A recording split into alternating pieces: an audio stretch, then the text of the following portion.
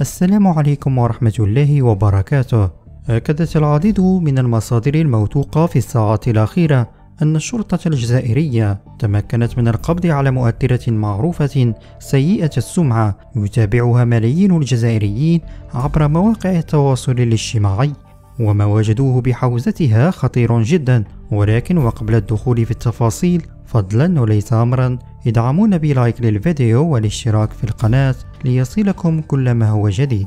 أكدت العديد من الصفحات الناشطة على الفيسبوك أن الشرطة وفي عملية نوعية تمكنت من القبض على مؤثرة والمدعوة مونيا ليام، وهي في مطار هواري بومدين بالجزائر العاصمة.